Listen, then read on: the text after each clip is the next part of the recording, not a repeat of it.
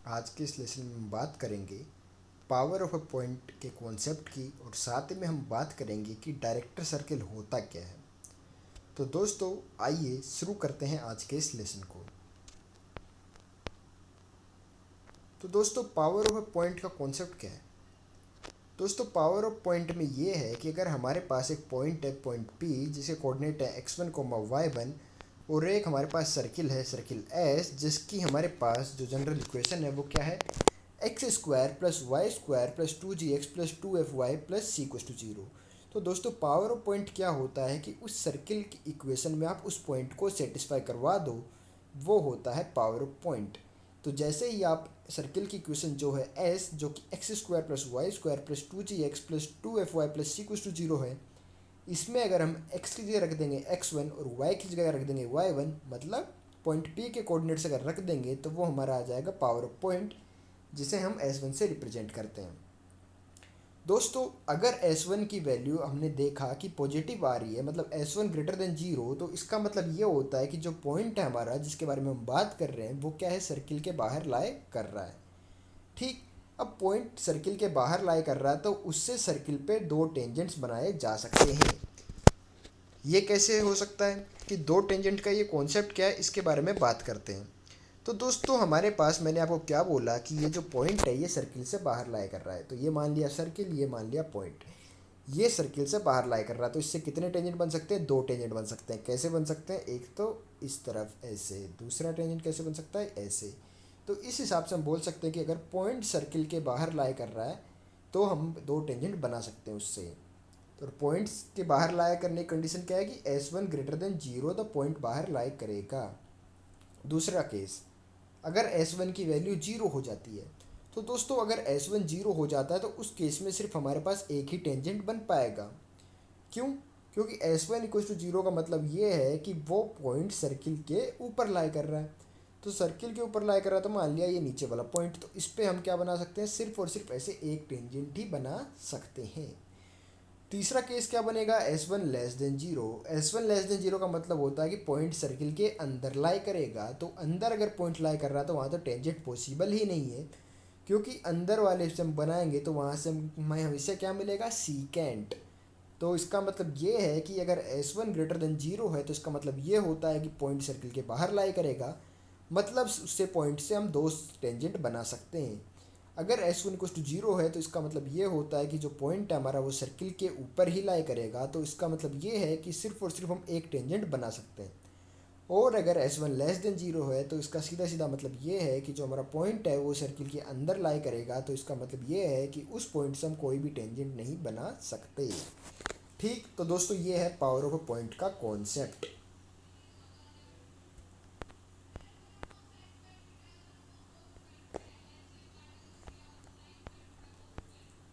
तो दोस्तों आइए अब देख लेते हैं कुछ न्यूमेरिकल्स जिसमें हम समझ पाएंगे कि पावर ऑफ पॉइंट होता क्या है। तो दोस्तों अगर हम बात करें, यहाँ पे हमें क्वेश्चन में बोला गया है find power of a point 2,1 of the circle x square plus y square equals to 4। तो दोस्तों यहाँ पे हमारे पास एक सर्किल है x square plus y square equals to 4, जिसके लिए हमें पावर ऑफ पॉइंट निकालना है। पॉइंट क्या है, 2,1। तो पावर ऑफ पॉइंट क्या होता है दोस्तों, उस पॉइंट को सिंपली आप सर्किल की इक्वेशन में सेटिस्फाई करा दो। तो पॉइंट क्या था, 2,1। तो जैसे ही हम इसको सर्किल की इक्वेशन में रखेंगे तो हमारे पास क्या आएगा, 2 square plus 1 square minus 4 equals to 1।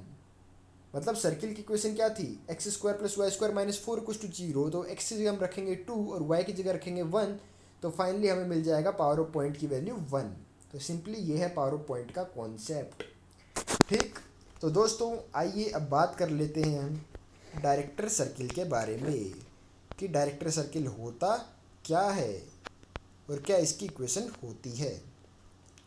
तो दोस्तों अगर हम बात करें डायरेक्टर सर्किल की, तो डायरेक्टर सर्किल क्या है, it is the locus of a point tangents drawn from which two given circle are perpendicular. तो मतलब डायरेक्टर सर्किल वो पॉइंट है जिससे अगर हम टेंजेंट्स बनाएं तो वो क्या होते हैं, आपस में परपेंडिकुलर। तो आपको पता है कि हम बात कर रहे हैं यहाँ पे कि टेंजेंट्स आपस में परपेंडिकुलर है, तो इसका मतलब ये है कि जो पॉइंट है वो सर्किल के बाहर लाई करेगा, क्योंकि तभी दो टेंजेंट्स बनेंगे। तो हमने किया क्या, हमने एक सर्किल है जिसका सेंट्रिक कोऑर्डिनेट्स है अल्फा कोमा बीटा, जिसकी रेडियस है आर, उसके बाहर हमने एक पॉइंट एज्यूम कर लिया एच कोमा के। यहाँ से हमने टेंजेंट बनाए इस सर्किल के लिए, तो हमारे पास ये दो टेंजेंट्स की इक्वेशन यहाँ पे बन के आ गई। अब ये क्या है, डायरेक्टर सर्किल का लोकस। तो डायरेक्टर सर्किल का लोकस क्या होता है कि इस पॉइंट से जो टेंजेंट्स बन रहे हैं इनके बीच में एंगल कितना, 90 डिग्री। तो हमने बोल दिया कि 90 डिग्री एंगल है, तो जो सेंटर से जो लाइन ज्वाइन करेगी इस पॉइंट को वो क्या होगी, इसको डिवाइड करेगी। तो हमारे पास ये जो लाइन है ये इसको 45 डिग्री और 45 डिग्री के दो एंगल्स में डिवाइड कर दी। ठीक, अब हमें पता है दोस्तों कि ये जो एंगल है, अगर हम बात करें यहाँ पे, ये कितना होता है, 90 डिग्री। क्योंकि सेंटर से जो लाइन जिस पॉइंट पे टेंजेंट बनता है वहाँ पे कितना डिग्री का एंगल बनाती है टेंजेंट के साथ, 90 डिग्री। तो ये चीज़ हमें पता है। तो दोस्तों अब हमारे पास ये जो ट्राइंगल है ये क्या है, एक राइट एंगल ट्राइंगल है। तो इसका मतलब क्या हुआ कि हम बोल सकते हैं कि हमारे पास अगर हम यहाँ पे देखें तो हम इनके डिस्टेंस फॉर्मूला से इसकी लेंथ निकाल सकते हैं, और पाइथागोरस थ्योरम की हेल्प से भी हम यहाँ पे इसकी लेंथ निकाल सकते हैं, ट्रिग्नोमेट्री की हेल्प से। तो दोस्तों जो सर्किल था हमने वो माना था x minus alpha square plus y minus beta square equals to r square. ये मैं आपको बता चुका हूँ, क्योंकि ये सर्किल मानेंगे तभी तो हमें सेंटर कोऑर्डिनेट मिलेंगे अल्फा कोमा बीटा और रेडियस मिलेगी आर। ठीक, तो दोस्तों अगर ये है तो पी सी की वैल्यू हमारे पास क्या आ जाएगी, आर कोसेक 45 डिग्री। आप ट्रिग्नोमेट्री लगा के देख लीजिए तो आपको इसकी वैल्यू यहाँ पे मिल जाएगी कि पी सी की लेंथ है आर कोसेक 45 डिग्री, ये है सी। ठीक, तो पी सी की लेंथ हमें मिल गई आर कोसेक 45 डिग्री, तो ये कितनी है, आर रूट 2। तो अगर हम पी सी के स्क्वायर की बात करें तो इसकी हमें क्या मिल जाएगी, 2r स्क्वायर। तो इसका मतलब क्या है कि हम कह सकते हैं कि h माइनस अल्फ़ा का whole square plus k minus beta का होल स्क्वायर क्या हो जाएगा, √2r का होल स्क्वायर, जो कि क्या हो जाता है, पी सी स्क्वायर। तो दोस्तों ये पॉइंट सी है, ये पॉइंट पी है, सॉरी मैंने आपको गलती बता दिया था। पॉइंट सी है सेंटर और पॉइंट पी है एच कोमा के वाला। तो ये लेंथ अगर आप ट्रिग्नोमेट्री का यूज़ करेंगे तो पी सी की लेंथ हमें मिलेगी आर कोसेक 45 डिग्री, जो कि होएगी आर रूट 2। तो ठीक है, तो पी सी स्क्वायर की वैल्यू मिल जाएगी हमें 2r स्क्वायर। तो यहाँ से हम देख सकते हैं कि हमें मिल रहा है कि h माइनस अल्फ़ा का whole square plus k minus beta का whole square equals to √2r का होल स्क्वायर। ये चीज़ हमें कहाँ से मिली, ये चीज़ हमें मिली डिस्टेंस फॉर्मूला का यूज़ करके। तो हमारे पास फाइनली हम करेंगे क्या, लोकस की क्वेश्चन में क्या करते हैं, h को रिप्लेस करते हैं x से और k को रिप्लेस करते हैं y से। तो हमें मिल जाएगा कि x माइनस अल्फ़ा का whole square plus y minus beta का whole square equals to √2r का होल स्क्वायर। तो ये क्या हो जाएगी, इक्वेशन ऑफ डायरेक्टर सर्किल। ठीक, तो दोस्तों डायरेक्टर सर्किल वो पॉइंट होता है जिससे अगर हम टेंजेंट्स बनाए तो उनके बीच में जो एंगल होता है वो कितना होता है, 90 डिग्री। ठीक, तो आइए दोस्तों इस देख लेते हैं कि न्यूमेरिकल किस हिसाब से बनते हैं इस टॉपिक पे। तो दोस्तों अब अगर हम बात करें यहाँ पे इस क्वेश्चन की, तो इस क्वेश्चन में बोला गया है find the angle between the tangents drawn from the point 0,0 to the circle x minus 7 का whole square plus y plus 1 का होल स्क्वायर इक्वल्स टू 25। ठीक, तो दोस्तों हमने किया क्या, ये जो सर्किल है इसका सेंटर निकाला। तो सेंटर आ जाएगा हमारे पास 7,-1। रेडियस निकाली तो आर स्क्वायर 25 है, तो रेडियस की वैल्यू कितनी आ गई, 5। ठीक, और ये पॉइंट क्या था, 0,0, तो हमने ये पॉइंट बना दिया 0,0 सर्किल के बाहर। ठीक, तो अब दोस्तों हमें बताना है कि इस पॉइंट से जो दो टेंजेंट्स बन रहे हैं इनके बीच में एंगल कितना होगा। तो हमने किया क्या, हमें पता है कि सेंटर से इस पॉइंट को ज्वाइन करेंगे तो ये क्या होगा, इस दो जो टेंजेंट्स हैं इनके एंगल को डिवाइड करेगा आपस में। तो हमने कहा कि ये जो एंगल था ये टोटल 2 थीटा था, सेंटर से ज्वाइन करने के बाद क्या हो गया, थीटा और थीटा। ठीक, तो दोस्तों अब हमारे पास ये ट्राइंगल आ गया, ट्राइंगल पी ए सी, है ना, ट्राइंगल पी ए सी आ गया, जिसमें पॉइंट पी का कोऑर्डिनेट है 0,0, सर्किल का कोऑर्डिनेट 7,-1 और ये पॉइंट ए है। ठीक, अब दोस्तों अगर इस ट्राइंगल पी ए सी की अगर हम बात करें तो इसमें अगर हम साइन थीटा निकालें तो साइन थीटा हमारे पास क्या आएगा, ए सी अपॉन पी सी। ठीक है, ए सी की लेंथ हमें पता है क्योंकि ये क्या है, रेडियस, तो इसकी लेंथ है 5। अगर पी सी की लेंथ हम कैसे निकाल सकते हैं, पी सी की लेंथ हम डिस्टेंस फॉर्मूला का यूज करके निकाल सकते हैं, क्योंकि हमें पॉइंट पी के कोऑर्डिनेट पता है, पॉइंट सी के कोऑर्डिनेट पता है। तो हम पी सी की लेंथ हमारे पास आ जाएगी √49 + 1, जो कि कितनी हो जाएगी, √50। तो हम देख सकते हैं कि साइन थीटा की वैल्यू हमारे पास कितनी आ रही है, 1/√2। तो साइन थीटा 1/√2 कब होता है, जब थीटा 45 डिग्री होता है। तो थीटा की वैल्यू 45 डिग्री है, तो 2 थीटा की वैल्यू कितनी होगी, 90 डिग्री। तो इसका मतलब ये है कि angle between the tangents drawn from the point 0,0 कितना होगा, 90 डिग्री। ठीक, तो दोस्तों आइए देखते हैं अब नेक्स्ट क्वेश्चन। तो दोस्तों अब अगर हम बात करें यहाँ पे इस क्वेश्चन की, तो इस क्वेश्चन में बोला गया है find the director of the circle x square plus y square plus 4x minus 2y plus 1 equals to 0। तो सबसे पहले हम क्या करेंगे, इस सर्किल का सेंटर निकाल देंगे। तो सेंटर कोऑर्डिनेट क्या जाएगा -2, 1। कैसे निकालेंगे, इस सर्किल को जो जनरल इक्वेशन होती है सर्किल की उससे कंपेयर करके हम आसानी से सेंटर ऑफ के कोऑर्डिनेट्स निकाल देंगे। जनरल इक्वेशन ऑफ सर्किल क्या होती है, x square plus y square plus 2gx plus 2fy plus c equals to 0, ये होती है। जिसके लिए सेंटर कोऑर्डिनेट क्या होता है -g, -f। तो यहाँ पे हमने एक कंपेयर किया तो हमें मिल गया कि g की वैल्यू 2 है, f की वैल्यू -1 है। तो -g, -f की वैल्यू क्या मिल गई, -2, 1। तो ये क्या हो गया, सेंटर के कोऑर्डिनेट्स। तो अब हमने बोला find the director of the circle. तो डायरेक्टर ऑफ द सर्किल क्या होता है, उस पॉइंट का लोकस जिससे एंगल्स के बीच में, टेंजेंट्स के बीच में एंगल कितना होता है, 90 डिग्री। तो उस पॉइंट का कोऑर्डिनेट हमने मान लिया अल्फा कोमा बीटा। ठीक। तो दोस्तों हमारे पास था कि डायरेक्टर सर्किल की इक्वेशन क्या होती थी, x plus x minus alpha square plus y minus beta square equals to √2 r का होल स्क्वायर, ये होती थी हमारे पास इक्वेशन। तो दोस्तों हमारे पास आया कि रेडियस की वैल्यू हम देख सकते हैं कि सर्किल के लिए कितनी आ रही है, 2। रेडियस क्या होता है, √g² प्लस f² माइनस सी। तो वहाँ से हमारे पास आ जाएगा रेडियस की वैल्यू 2। तो दोस्तों डायरेक्टर सर्किल की इक्वेशन हमने बस वैल्यू रख दी, तो हमारे पास क्या आया, x minus alpha square plus y minus beta square equals to √2 r का होल स्क्वायर। √2 और आर की जगह कितना था, 2, तो ये हो जाएगा 2 √2 का होल स्क्वायर। ठीक। तो ये हमारे पास फाइनली जब आप इसको सिंप्लीफाई करके देख रहे हैं तो हमारे पास जो डायरेक्टर सर्किल की इक्वेशन आ रही है वो क्या आ रही है, x square plus y square plus 4x minus 2y minus 3 equals to 0। तो ये हमारे पास डायरेक्टर सर्किल की इक्वेशन आ रही है।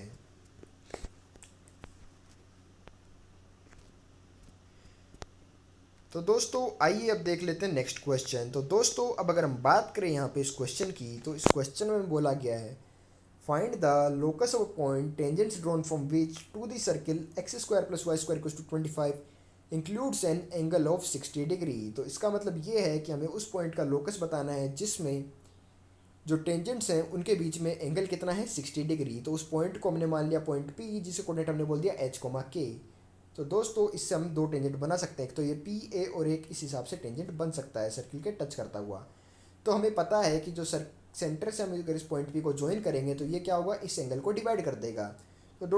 तो दोस्तों हमें दोनों टेंजेंट्स के बीच में एंगल दिया था 60 डिग्री, तो मतलब उसको डिवाइड करेंगे तो हमारे पास क्या आ जाएगा कि ये 30 डिग्री है और ये वाला एंगल भी 30 डिग्री है।